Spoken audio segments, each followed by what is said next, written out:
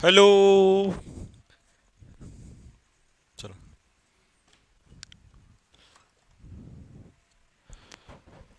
Hello. जय हिंद सभी मेरे धुरंधरों को। कैसे हैं भाई आप लोग? एक बार फटाफट जल्दी से कमेंट बॉक्स में लिख के बताइएगा क्या मेरी आवाज सभी दोस्तों तक आ रही है। और अगर आ रही है तो जल्दी से लिखिएगा कि यस सर, आ रही है।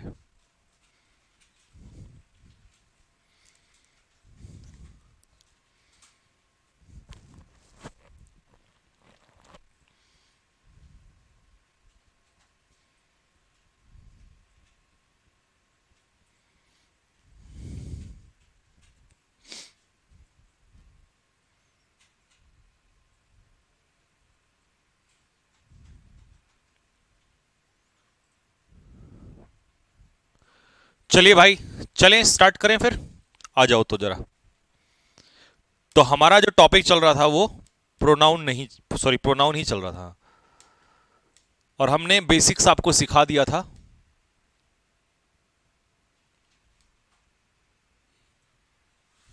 अब चलेगा यहां से।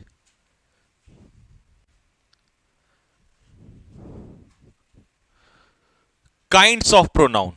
तो भाई प्रोनाउन के प्रकार कितने प्रकार होते हैं? पहला, personal pronoun, possessive pronoun, demonstrative pronoun, distributive pronoun, reciprocal pronoun, reflexive pronoun, emphatic pronoun, indefinite pronoun, relative pronoun और इंटेरोगेटिव प्रोनाउन। इस 10 प्रोनाउन के अंदर ये टॉपिक खत्म हो जाएगा। ठीक है, तो मैं आपको एक एक करके पढ़ाऊंगा तबीयत के साथ। ठीक है जी। सबसे पहला हमारा जो टाइप है वो है मेरे भाई इंटेरोगेटिव प्रोनाउन। आप कहोगे सर अरे आपने तो उल्टा ही कर दिया, बिल्कुल या नीचे से ले लिया। तो हम तो उल्टे ही चलते हैं हमेशा। हम चलते ही बिल्कुल उल्टे हैं, दुनिया से हटके ही चलते हैं। तो इंटेरोगेटिव प्रोनाउन क्या होता है? इंटेरोगेटिव प्रोनाउन वो मैं आपको सिखाता हूं। पहले तो अंग्रेजी में सीखिए। Words used for noun to ask questions are called interrogative pronoun. जो वर्ड्स नाउन की जगह पर यूज होते हैं, ठीक है, क्वेश्चन पूछने के लिए, उन्हें कहते हैं इंटेरोगेटिव प्रोनाउन। अब आपको समझ नहीं आया होगा। दूसरी definition, when W H words are used as subject और object they are called interrogative pronoun. ये आ जाएगा समझ में। देखो, सपोज करो मैंने आपसे कहा कि अगर कोई डब्ल्यू एच वर्ड, जैसे मैंने कह दिया आपसे हु या होम या वॉट या विच या हुज, अगर कोई डब्ल्यू एच वर्ड सेंटेंस में इस्तेमाल किया गया है और उस डब्ल्यू एच वर्ड को या तो आपने यूज किया है सब्जेक्ट के रूप में या आपने यूज किया है ऑब्जेक्ट के रूप में, या तो सब्जेक्ट के रूप में या फिर ऑब्जेक्ट के रूप में, तो भाई उसे हम कहते हैं इंटेरोगेटिव प्रोनाउन। आप कहोगे सर क्या हम ही को इंटेरोगेटिव प्रोनाउन कह सकते हैं? कभी भी नहीं कह सकते ही को इंटेरोगेटिव। ये प्रोनाउन तो है बट ये इंटेरोगेटिव थोड़ी ना, ये क्वेश्चन थोड़ी ना पूछता है। क्या हम दिस को इंटेरोगेटिव प्रोनाउन कह सकते हैं? बिल्कुल भी नहीं कह सकते। तो भाई डब्ल्यू एच वर्ड को ही कहेंगे। समझ में आ गया? वो डब्ल्यू एच वर्ड जो या तो सब्जेक्ट का काम करेगा या ऑब्जेक्ट का काम करेगा, ठीक है, उसे हम इंटेरोगेटिव प्रोनाउन कहेंगे। ठीक। अच्छा, एक डाउट और क्लियर कर देता हूं। अगर कभी भी किसी भी डब्ल्यू एच वर्ड के साथ तुरंत नाउन आ गया तो उस समय पर यह डब्ल्यू एच वर्ड प्रोनाउन नहीं होगा, उस समय पर यह इंटेरोगेटिव एडजेक्टिव होगा। क्योंकि आपको पता है किसी भी नाउन से पहले जो वर्ड रखा जाता है उसको हम क्या कहते हैं? एडजेक्टिव कहते हैं। और अगर ये डब्ल्यू एच वर्ड है तो ये इंटेरोगेटिव एडजेक्टिव हो जाएगा। हाँ। हाँ। ठीक है भाई, समझ में आ गया? तो इसीलिए अब मैं आपको उदाहरण के माध्यम से लेके चलता हूं। सपोज करो मैंने आपसे कहा which book, which book are you reading. कौन सी किताब तुम पढ़ रहे हो? Question mark. और मान लो आपसे पूछ लिया कि यहां पर इस सेंटेंस में विच का पार्ट ऑफ स्पीच बताइए, तो ऑप्शन में पहला आएगा इंटेरोगेटिव एडजेक्टिव, दूसरा आएगा इंटेरोगेटिव प्रोनाउन। बताइए, कमेंट बॉक्स में लिख के फटाफट जल्दी से तुरंत के तुरंत बताइए।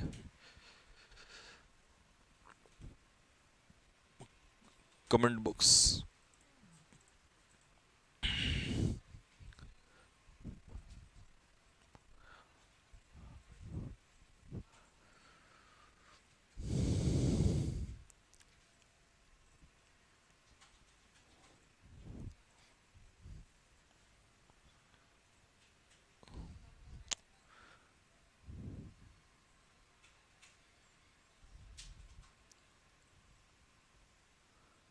वेरी नाइस, स्नेहा पांडे, शाबाश। तो भाई आंसर जो आ रहा है वो आ रहा है सर इंटेरोगेटिव एडजेक्टिव होगा। क्यों होगा? क्योंकि आगे यहां पर क्या रखा हुआ है? नाउन रखा हुआ है। ठीक है, लेकिन अगर मैं आपसे कहूं कि सेंटेंस ये है, हु इज टीचिंग यू, कौन तुम्हें पढ़ा रहा है? अब इस वर्ब का जो सब्जेक्ट है वो है हु, और मैंने क्या कहा, जब डब्ल्यू एच वर्ड सब्जेक्ट या ऑब्जेक्ट का काम करने लगे तो ये तो सब्जेक्ट का काम कर रहा है, लेकिन ये सब्जेक्ट का काम डब्ल्यू एच वर्ड कर रहा है, और डब्ल्यू एच वर्ड जब सब्जेक्ट का काम करे तो उसी को हम क्या कहते हैं? Interrogative pronoun. ठीक है भाई, इसे एडजेक्टिव मत कह देना क्योंकि इसके बाद नाउन नहीं है यहां पर। ठीक, तो समझ में आ गया बात? यहां भी लिख दिया हमने नोट्स में आपके कि हु जो है वो सब्जेक्ट के रूप में यूज होता है और होम जो है वो ऑब्जेक्ट के रूप में यूज होता है। हु सब्जेक्ट और होम ऑब्जेक्ट के रूप में। ठीक है, एग्जाम्पल, पहला एग्जाम्पल बताइए, first example, second example, third example. इस सेंटेंस में जो हु है, अच्छा हु हमेशा सब्जेक्ट ही होता है तो ये आपके सब्जेक्ट के रूप में है। ठीक है, इसे हम कहेंगे इंटेरोगेटिव प्रोनाउन। ये होम जो है ये ऑब्जेक्ट के रूप में इस्तेमाल होता है, इसे भी हम कहेंगे इंटेरोगेटिव प्रोनाउन। ठीक है, विच इज योर शर्ट, तुम्हारी कौन सी शर्ट है, तो इस वर्ब के लिए सब्जेक्ट जो है हमारा विच है। ठीक है, तो ये भी हो गया हमारा इंटेरोगेटिव प्रोनाउन। ठीक है, what is the colour of your shirt, jacket, तो ये हो गया हमारा इस वर्ब का सब्जेक्ट, तो ये हो गया हमारा interrogative pronoun. Whose is this book, तो ये हो गया हमारा इंटेरोगेटिव प्रोनाउन क्योंकि इस वर्ब का सब्जेक्ट ये है। ठीक है भाई, क्लियर हो गया इंटेरोगेटिव प्रोनाउन। अच्छा, अगर अब मैं यहां पर 6 लिख रहा हूं, अगर मैं इसको ऐसे लिख दूं, whose whose book is this, अब बताओ इसमें हुज क्या है, इंटेरोगेटिव प्रोनाउन या इंटेरोगेटिव एडजेक्टिव?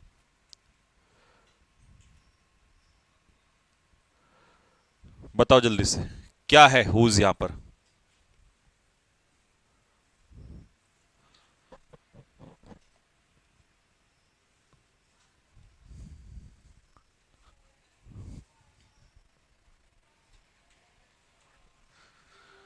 हाँ जी बताइए।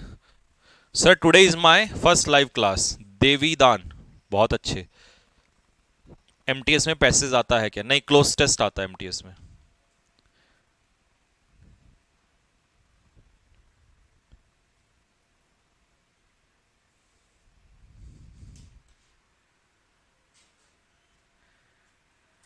वेरी नाइस, शाबाश, शाबाश मेरे शेर, शाबाश। तो भाई आंसर आपका इसका बच्चों ने दे दिया कि सर जब ये नाउन है तो ये इंटेरोगेटिव प्रोनाउन नहीं हो सकता, इसे हम कहेंगे इंटेरोगेटिव एडजेक्टिव। बस यही तो चाहिए मुझे तुमसे, इतना साथ तुम मेरा दे दो तो क्या ही दिक्कत। तो भाई रिलेट ये सॉरी पहला टाइप खत्म हो गया, इंटेरोगेटिव प्रोनाउन खत्म हो गया। ठीक है, चलिए क्या बताओगे किसी को अगर कोई पूछे कि जब डब्ल्यू एच वर्ड या तो काम करेगा सब्जेक्ट का या काम करेगा ऑब्जेक्ट का, तो वही कहलाएगा आपका इंटेरोगेटिव प्रोनाउन। ठीक, आ जाओ, रेसिप्रोकल प्रोनाउन। ठीक है, रेसिप्रोकल प्रोनाउन वो प्रोनाउन होते हैं जो एक दूसरे में क्या दिखाते हैं? पारस्परिक संबंध।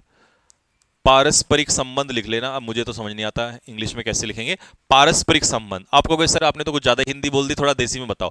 देखो पारस्परिक संबंध का मतलब है म्यूचुअल रिलेशनशिप। अब ये हिंदी नहीं होगी, इंग्लिश होगी, ठीक है। तो इसका मतलब है जब कोई चीज हम एक दूसरे से रिलेट करते हैं, ठीक है, आपस में। म्यूचुअल का मतलब यही तो होता है कि भाई मेरा आपसे कुछ रिलेशन है, आपका मुझसे कुछ रिलेशन है, ठीक है। तो अब ये रिलेशन, एक बार बताओ, क्या एक व्यक्ति का पारस्परिक संबंध हो सकता है? अब मैं पूछना चाहता हूं आपसे, बताओ, क्या एक व्यक्ति का पारस्परिक संबंध हो सकता है? क्या कभी एक व्यक्ति के लिए म्यूचुअल रिलेशनशिप लग सकता है?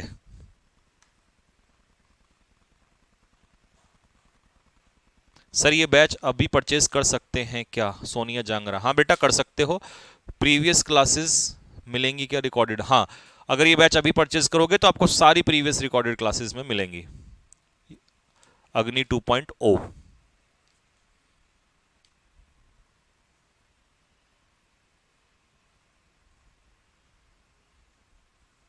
अभिनव यादव, क्यों भाई? अगर मैं अंग्रेजों के टाइम पे होता तो क्या होता?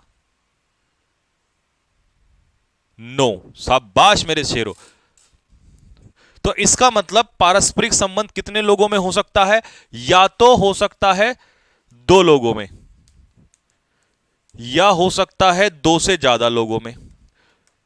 तो बस यही खत्म हो जाएगा अब सारा खेल। देखो, जब दो लोगों में पारस्परिक संबंध होगा तो उसे हम कहेंगे ईच अदर। जब दो से ज्यादा लोगों में होगा तो उसे हम कहेंगे वन अनादर। तो दो ही रेसिप्रोकल प्रोनाउन होते हैं, एक होता है ईच अदर और एक होता है one another. Each other and one another are called reciprocal pronouns, they denote mutual relationship, आपस में पारस्परिक संबंध दिखाते हैं, ठीक है। ईच अदर दिखाता है दो के अंदर, दो या दो चीजों में, दो व्यक्ति या दो चीजों में। और वन अनादर दिखाता है मोर देन टू, दो से ज्यादा, दो से ज्यादा, और ये दो के अंदर, ठीक है। एग्जाम्पल लो जी, पहला एग्जाम्पल बताओ जल्दी से, क्या आएगा? ईच अदर या वन अनदर?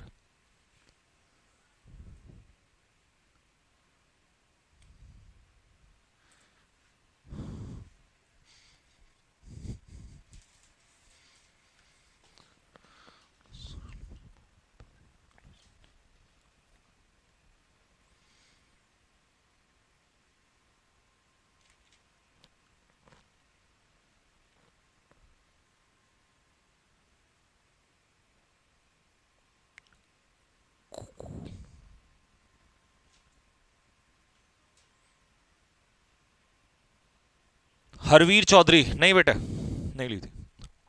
देखो भाई, he was so afraid. Afraid का मतलब क्या होता है? सभी को पता है, डरा हुआ। वह इतना डरा हुआ था कि उसके घुटने, नॉक मतलब टकरा रहे थे एक दूसरे से। अब मुझे बताओ कितने घुटने होंगे उसके? दो होंगे, ठीक है। तो दो के लिए हम क्या लगा देंगे? ईच अदर लगा देंगे, है ना। अब तुम में से अगर किसी के तीन या चार घुटने हैं तो भाई अब मैं तो देखो कुछ कर नहीं सकता, है ना। जानवर तो है नहीं, अब ही तो कोई व्यक्ति है। तो यहां पर आपको समझ में आ जाना चाहिए कि दो घुटने हैं, तो भाई इसके लिए ईच अदर आ जाएगा, ठीक है। Next, after the farewell. अच्छा, फेयरवेल सबको पता है कब होता है? विदाई समारोह। तो फेयरवेल के बाद द स्टूडेंट्स ऑफ क्लास 12, 12वीं कक्षा के विद्यार्थियों ने बेड, आपको डायरेक्ट इनडायरेक्ट पढ़ाया था मैंने, याद आ रहा है कुछ? विश करना और बेड करना। बेड तब करते हैं जब विदाई समारोह हो, ठीक है। तो बेड किया मतलब विश किया, और ये विश एक तरीके से, देखिए, विश होता है जब मिलते हैं और बेड होता है जब दूर जा रहे होते हैं किसी से, ठीक है। तो उन्होंने एक दूसरे को गुड बाय कहा, ठीक है, एक दूसरे को। ये एक दूसरे कितने हैं भाई? स्कूल में जो विद्यार्थी हैं वो 12वीं क्लास के ही होंगे जो विदाई समारोह में होंगे। हाँ, ये तो लिखा भी है। तो यार क्लास में ऐसा तो है नहीं कि दो स्टूडेंट हैं, बहुत सारे स्टूडेंट्स होंगे। तो बहुत सारे स्टूडेंट्स के लिए हम क्या लगा देंगे? वन अनदर लगा देंगे। अगला, all the students are talking to, सारे विद्यार्थी। अब देखो, ऑल का मतलब होता है दो से ज्यादा, मोर देन टू, दो से ज्यादा। तो दो से ज्यादा के लिए क्या आ जाएगा? One another. They were talking to one another, वो एक दूसरे से क्या कर रहे थे? बात कर रहे थे, ठीक है। Next, both the girls hate. अब बोथ होता है फॉर टू, बोथ का मतलब होता है दो, ये बोथ दो के लिए यूज होता है। तो दोनों लड़कियां हेट करती हैं एक दूसरे को, ईच अदर। बबीता और अमित ने कभी एक दूसरे को पसंद नहीं किया। तो ये कितने हैं? दो। तो इसका आंसर भी क्या हो जाएगा? Each other. बात डन होती है यहां तक? एकदम ओके हो गया मामला। चलो जी, तो हमने दो टाइप अभी फिनिश कर दिए हैं। पहला टाइप जो हमने अभी फिनिश किया है उसका नाम था इंटेरोगेटिव प्रोनाउन। दूसरा जो टाइप फिनिश किया है उसका नाम है क्या? Reciprocal pronoun. ठीक है दोस्त, चलो जी, अब आते हैं अगले टाइप के ऊपर जिसका नाम है बाबू, जिसका नाम है, क्या नाम है, नाम है, एक सेकंड, रुको रुको रुको रुको। हम्म हम्म हम्म।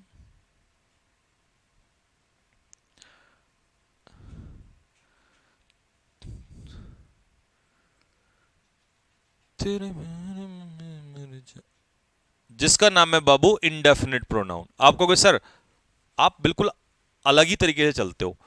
ठीक है बेटा, मैं इसलिए चलता हूं क्योंकि मुझे यह पता होता है कि कौन से मोती को कब पिरोना है जिससे कि आपके माइंड में आ जाए।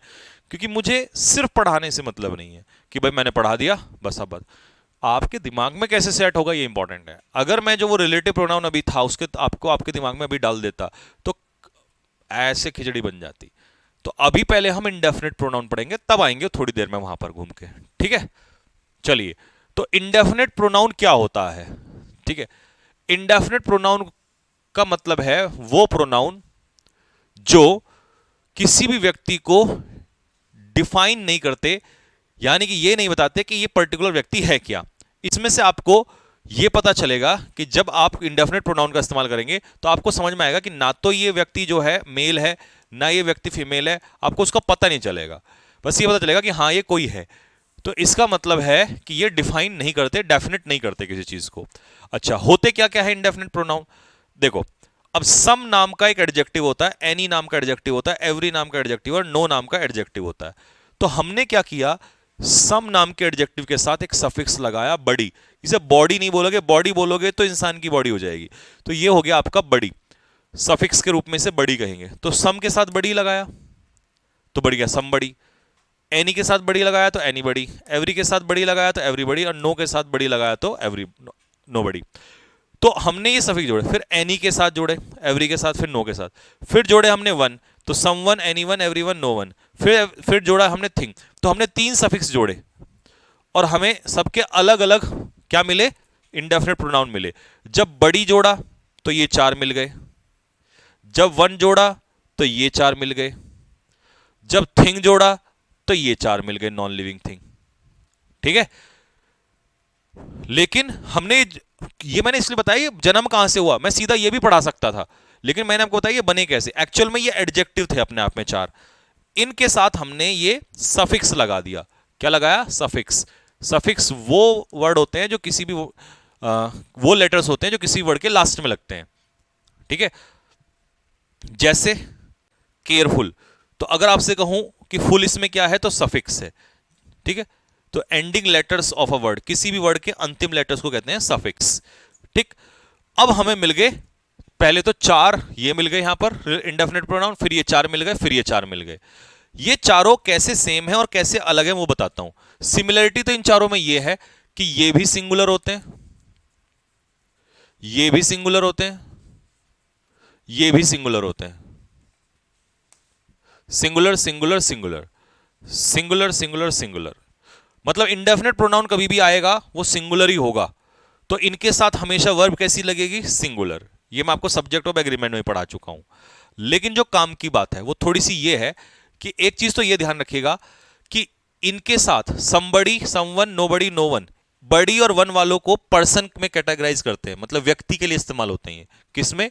पर्सन में।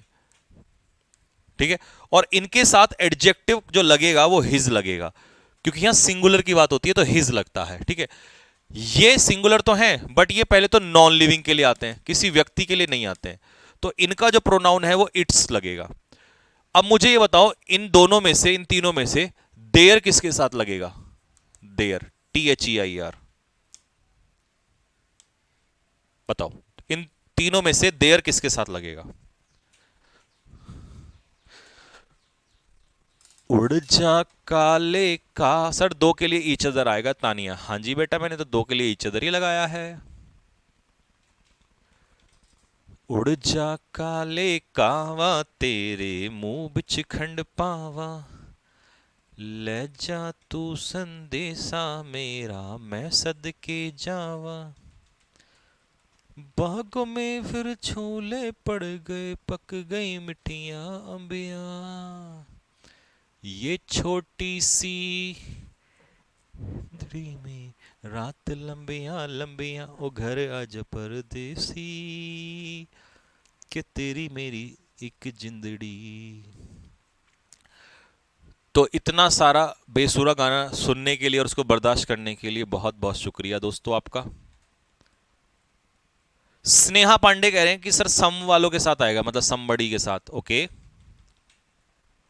राजीव पटेल कह रहे हैं सर एवरीवन वालों के साथ आएगा। ओके। अर्पिता शर्मा कह रही हैं सर एवरीबडी वालों के साथ। ओके।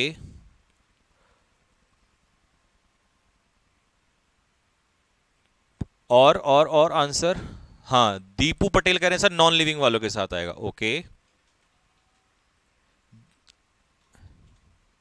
और बताओ और बताओ और बताओ। अरे वाह वाह बाद में करना। सरोज क्या कह रही है सर, एक बात बोलो। हाँ बोलो बोलो बोलो,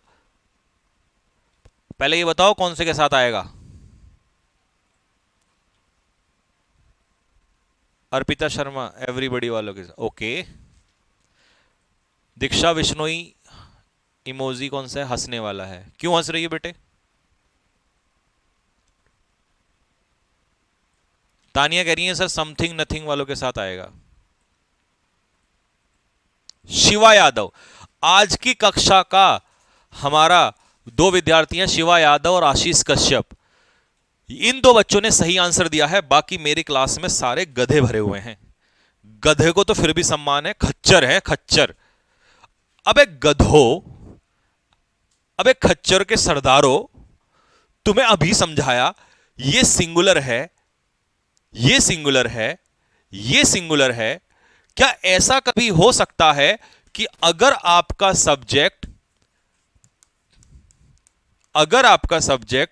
सिंगुलर हो, अगर आपका सब्जेक्ट कभी सिंगुलर हो, तो ऐसा हो सकता है कि तुम उसमें कभी भी देर लगा सकते हो? जीवन में नहीं हो सकता, नेवर। देर तब आता है जब सब्जेक्ट प्लूरल होता है।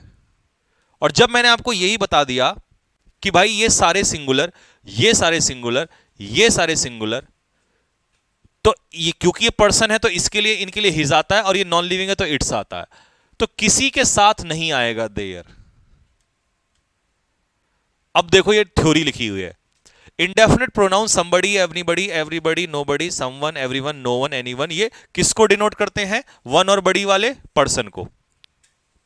ठीक है।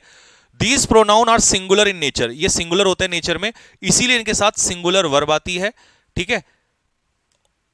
और हां, पजेसिव एडजेक्टिव इन बड़ी और वन वालों के साथ क्या लगता है? हिज लगता है। ठीक है। नेक्स्ट आ जाओ जी। Everyone should do something for, बताओ पहले का आंसर बताओ और दूसरे का आंसर बताओ। तुम्हें तो उल्टा टांग के ना, दे मुक्का दे मुक्का दे मुक्का, पैर तुम्हारे ऊपर, जैसे टीचर लटकाते थे बचपन में हमारे।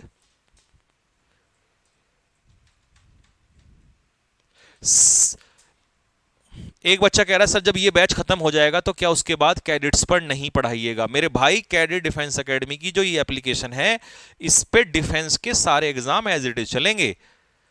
मैंने क्या बोला था? कैडेट डिफेंस एकेडमी मेरा है और मैं कैडेट डिफेंस एकेडमी का हूं। डिफेंस ने मुझे नाम दिया था और डिफेंस था, है और रहेगा। आया ना समझ में? तो इसलिए कोई भी अगर तुमसे पूछे या कहे तो उसको ये बोल देना कि संजीव सर डिफेंस की जान थे, हैं और रहेंगे। दबदबा हमारा डिफेंस में था, है और रहेगा एज इट इज।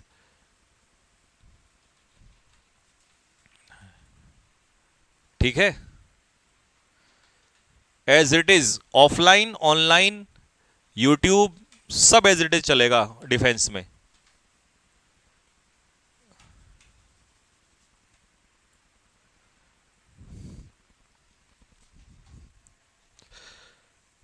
अगला बैच जब अग्नि 2.0 के बाद 3.0 आएगा तो उसमें भी मैं एज इट इज ही पढ़ाऊंगा। ठीक है, अब देखो एवरीवन यहां पर कैसा सब्जेक्ट है, सिंगुलर है, और ये पर्सन को डिनोट करता है, तो देयर आएगा नहीं। पर्सन को डिनोट करता है तो इट्स नहीं आएगा, तो इसीलिए हिज आ जाएगा। नोबडी सिंगुलर है, पर्सन को डिनोट करता है, तो इसीलिए इट्स नहीं आएगा, देयर नहीं आएगा, हिज आएगा, दोनों में हिज आएगा। तीसरे और चौथे का बताओ। Everyone can solve this puzzle if, अब क्योंकि ये वर्ब है तो हमें यहां वर्ब से पहले क्या चाहिए, सब्जेक्ट चाहिए। तो सब्जेक्ट करो, एवरीवन सिंगुलर है तो दे नहीं आएगा, यू नहीं आएगा, क्योंकि ये पर्सन को डिनोट करता है तो ये आ जाएगा ही। If somebody comes you will make them, तो somebody सिंगुलर है तो देम नहीं आएगा, तो आंसर हो जाएगा हिम।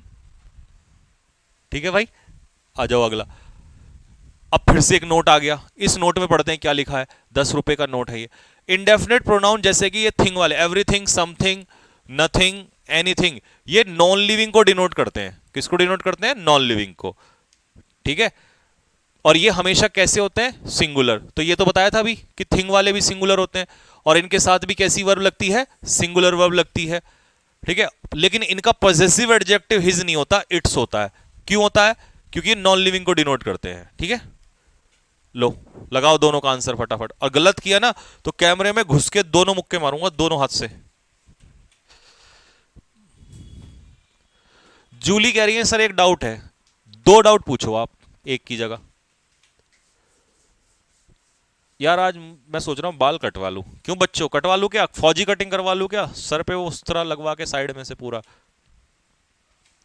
आरडब्ल्यूए पे डिफेंस की क्लास नहीं लोगे क्या, आयु राजपूत? नहीं बेटा, आरडब्ल्यूए पे एसएससी पूरा चलेगा, एसएससी है ना, और कैडेट्स पे डिफेंस चलेगा। एयरफोर्स के लिए इंग्लिश का न्यू बैच आएगा जब इस बार का पेपर खत्म हो जाएगा, उसके बाद हम 50 बैच नहीं निकालते, एक ही बार निकालते हैं और उसी के बच्चों के साथ मेहनत करते हैं। हमें ये नहीं कि हर महीने के बाद अब चीनी ले लो, अब धनिया ले लो, अब पुदीना ले लो, है ना, अब 900 रुपये का ले लो, अब 199 का ले लो, अब 50 रुपये का ले लो, है ना। ना, ऐसा नहीं करते। हम एक बार चलते हैं और सीधा लास्ट में एग्जाम के बाद रुकते हैं विद मैराथन।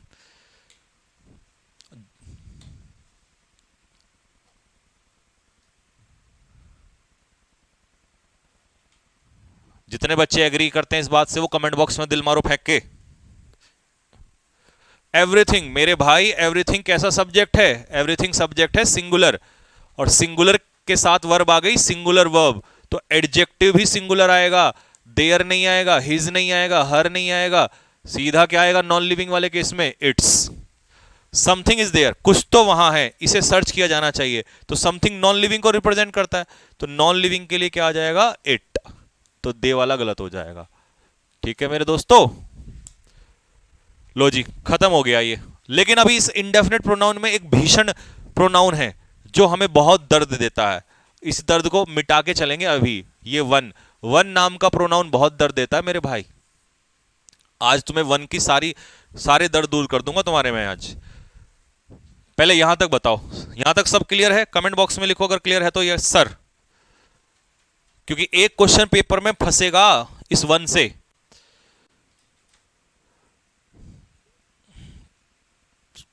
सर मेरे पास 2 दिल होते तो क्या लिखा, मैं एक आपको दे देती।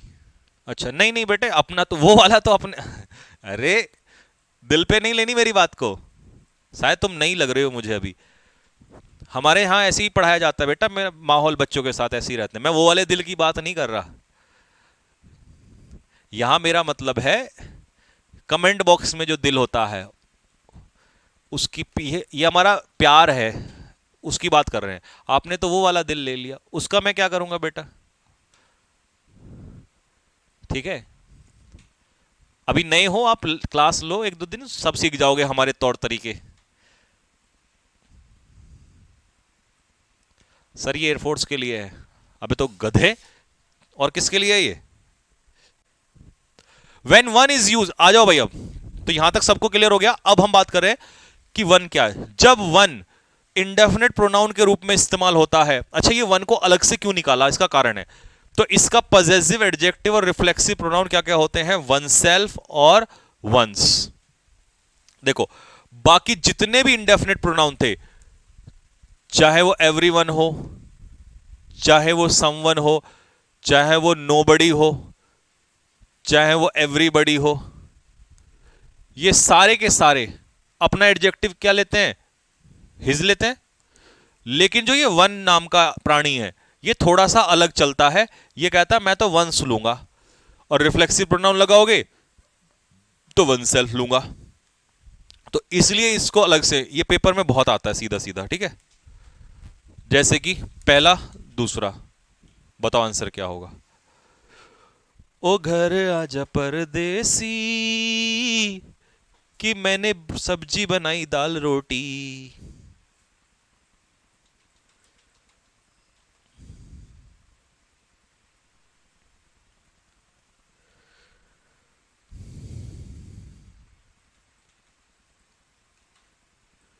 रितिका शर्मा, हाँ बेटा बताओ क्या दिक्कत है आपको?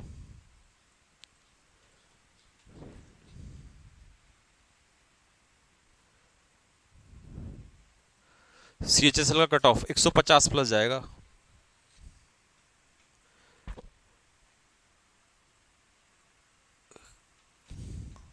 सर इट और इट्स में क्या फर्क है?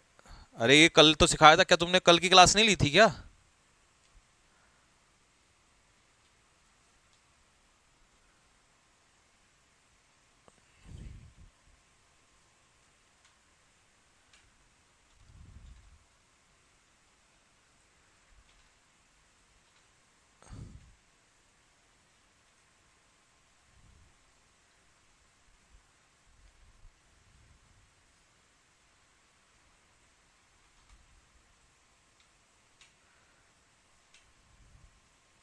चलिए भाई, one should do once duty. One should do once duty, एक इंसान को अपना कर्तव्य निभाना चाहिए। तो भाई वन शुड डू, एक इंसान को खुद निभाना चाहिए, तो वन के हिसाब से कभी भी हिमसेल्फ या हरसेल्फ नहीं आएगा, आंसर होगा one self. If one works hard, यदि एक व्यक्ति मेहनत करता है, तो वन का रिफ्लेक्सिव प्रोनाउन होता है वंस, और वन का सब्जेक्ट वन ही होता है। यहां वंस मत लगाना, क्यों? क्योंकि वर्ब से पहले सब्जेक्ट आएगा, तो वन का ही नहीं होता, वन का वन ही होता है, ठीक है। लेकिन जो तुम वंस ढूंढ रहे हो एपोस्ट्रोफी एस वाला, वो यहां आएगा जब वो एडजेक्टिव के रूप में आता है। तो एक बात याद रखना, अगर मैं आपसे कहूं कि बेटा मुझे बताओ वन और वंस में से कौन सा आएगा अगर आगे नाउन दिया होगा, तो पता है तुम क्या कहोगे? तुम कहोगे सर नाउन से पहले आता है एडजेक्टिव, और वन तो या तो सब्जेक्ट होगा या ऑब्जेक्ट होगा, प्रोनाउन। तो हमें तो एडजेक्टिव लाना, ये वंस होता है एडजेक्टिव, ठीक है। तो ये वंस हमेशा तब आएगा, कब आएगा? जब इसके पीछे नाउन दिया होगा, ठीक है। One should study the history of his one's country, तो कंट्री जो है वो है नाउन, और उस नाउन से पहले आएगा वंस। ये गलत है, हिज तो आएगा ही नहीं कभी भी, ठीक है। हाँ, अब चेक करूंगा तुम्हारा असली नॉलेज, अब आएगा मजा। बताओ इस क्वेश्चन में,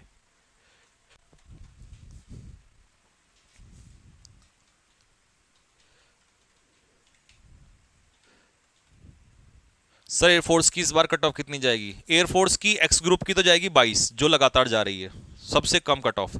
और वाई ग्रुप की जाएगी लगभग, कितना जाएगी? वाई की तो बेटा ज़्यादा जाएगी, क्योंकि वाई में बच्चे ना एसएससी के भी आ जाते हैं, तो उसकी तो कम से कम जाएगी 35, 36, 37 के आसपास। रितिका शर्मा, इतना पढ़ रहे हैं फिर भी कॉन्फिडेंस नहीं आ रहा है, डिमोटिवेट हो जाते हैं। एक बात बताओ, आप फर्स्ट टाइम तो नहीं पढ़ रहे हो?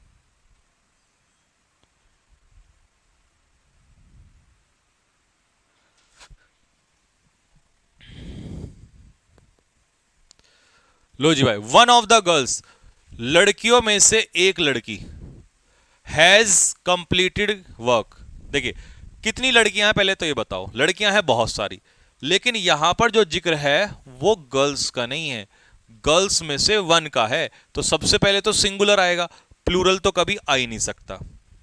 ठीक है जी। दूसरी बात, अब वर्क जो है यहां पर नाउन है, तो नाउन से पहले हमें चाहिए एडजेक्टिव। तो एडजेक्टिव के रूप में वन सेल्फ, ये तो वैसे भी रिफ्लेक्सिव प्रोनाउन होता है। रिफ्लेक्सिव प्रोनाउन नाउन से पहले नहीं आता, तो ये भी गलत हो जाएगा। चलो जी, दो बचे, या तो हर या वंश। तुम में से ज्यादातर महान प्राणियों ने पता क्या लगाया होगा? वंश, क्योंकि उन्हें लग रहा होगा वन का वंश होता है। लेकिन लेकिन लेकिन इसका आंसर है सी। इसका आंसर है दो सी। क्यों है सुनो, इसका आंसर सी बेटा इसलिए है क्योंकि अब आज आपको एक बहुत बड़ी बात बताने जा रहा हूं, ध्यान से सुन लेना। क्योंकि यहां पर वन सब्जेक्ट नहीं है, यहां लड़कियों में से एक लड़की ने। इसका मतलब जो ये वन है ना, वन जब इंडेफिनेट होता है, पता ना हो मेल है या फीमेल है, यहां तो पता चल रहा है ना गर्ल्स, तो ये एक लड़की है। बाल लंबे लंबे बना देता हूं इसके, ये एक लड़की है भाई, तो इसीलिए हर आएगा यहां पर। अगर यहां बॉयज कहता है ना, वन ऑफ द बॉयज, तो लड़कों में से एक लड़का होता, फिर मूछ बना देता, फिर हिज आता। तो सर फिर वंस कब आएगा मेरे भाई? वन के बाद जब कुछ ना दिया हो, सीधा वर्ब दे दियो, वन ऑफ, है ना, कुछ ना दिया हो। जब आगे कुछ ना दिया हो, ऑफ लगाया ना हो, कुछ भी ना, सिर्फ अकेला लिख देता हूं, नहीं तो तुम तो गधे हो, यहां भी गड़बड़ मार दोगे। सुन लो, जब मैं अकेला आऊंगा, तो वन क्या कह रहा है कि जब मैं अकेला आऊंगा तब मेरे लिए वंस लगाना। ठीक है, जब मैं अकेला आऊंगा तभी वंस लगाना एडजेक्टिव के रूप में। ठीक है, अगर मैं वन ऑफ ले लिया मैंने अपने पीछे, तो फिर यह देखना कि आगे क्या है। फिर जिसमें से लड़कों में से निकलवा रहा है तो लड़का होगा एक। ही बात सही है कि होगा एक ही। लड़कियों में से तो लड़की, लड़कों में से लड़का, ठीक है, गधों में से तो गधा, है ना। ठीक है भाई, तो ये चिल्ला चिल्ला के कह रहा है। अब अगर मजा आ गया हो बात में, तो दिल मार दो फेंक के, फेंक के, इधर मारो फेंक के जल्दी से।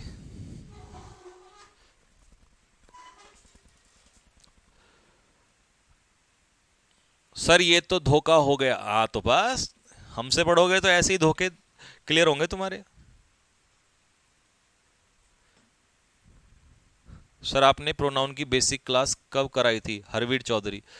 हरवीर चौधरी के लिए कमेंट में 2 शब्द लिख दो भाई। आज ये कौन सी क्लास चल रही है हरवीर भाई? ये बेसिक चल रहा है या क्या चल रहा है?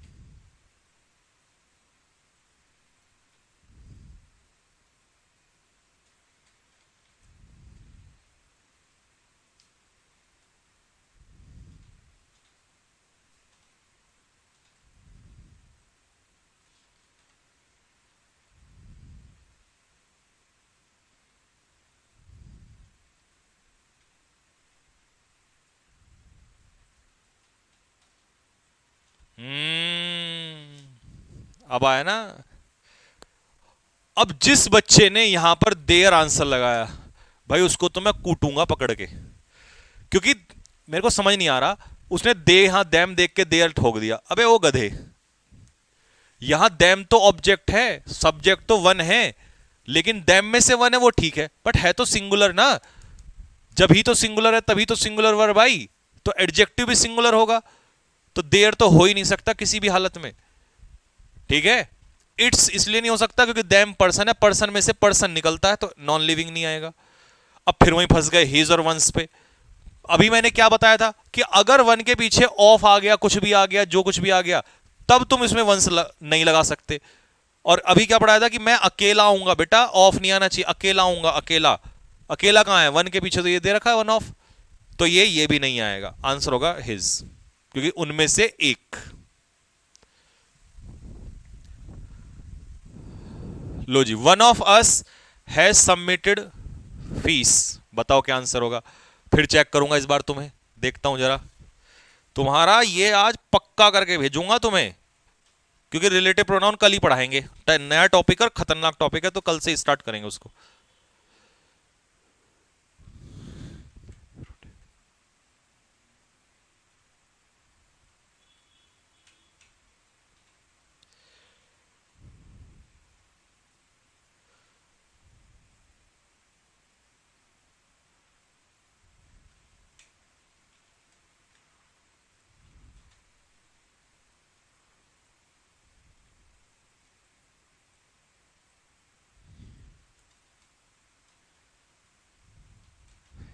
हाँ हाँ हाँ, इस बार तो तुम समझ गए चालाकी क्या होने वाली है।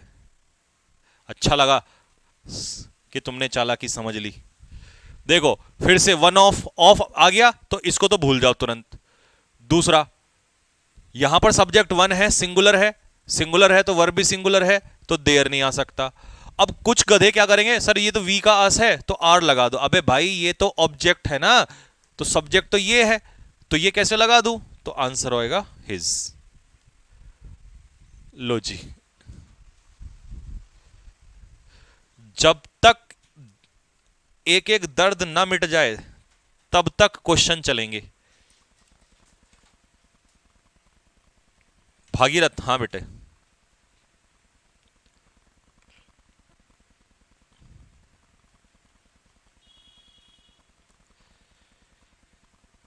सर अग्नि बैच का कोर्स कब तक हो जाएगा, अग्नि 2.0 का कोर्स हो जाएगा बेटा अगस्त के एंड तक। हाँ हाँ हाँ हाँ हाँ हाँ, शैलेश कुमार, हाँ जा रहा है, कमेंट जा रहा है। लो भाई, अब किस किस ने ये बात पकड़ ली कि सर इस बार वन के पीछे कुछ नहीं है, सीधा वन सब्जेक्ट है और इसके बाद आ गई वर्ब। अब तो हम आंख बंद करके धड़ से मार देंगे वंस। तो जब वन अकेला आएगा और उसके बाद सीधा वर्ब आएगा तभी वो वंस लेगा अपने पीछे। खत्म भैया, मैटर ही खत्म हो गया। तो आज की कक्षा में इतना ही रखेंगे दोस्तों, क्योंकि इससे ज्यादा अगर हम आज आपको पढ़ा देंगे तो आपका दिमाग पता क्या है, क्योंकि अभी ये वंश का ही झगड़ा बड़ी मुश्किल से खत्म हुआ है, जान बची तो लाख हो पाए, लौट के बुद्धू घर को आए। तो कल हम रिलेटिव प्रोनाउन का पढ़ाओ जो है, खतरनाक जो टॉपिक है वो कल शुरू में ही लेंगे उसको, ठीक है। तो इसीलिए यहां तक के नोट्स बना लेना, पीडीएफ इसकी शायद डली नहीं है नोट्स की, तो मैं अभी डलवा दूंगा, ठीक है। तो यहां तक के पहले नोट्स बना लेना, मतलब इसके नोट्स बना लेना, ठीक है। तो कल मिलेंगे आप लोगों से सेम टाइम पे, तब तक के लिए आपको बहुत सारा प्यार, ठीक है। तो जय हिंद सभी को।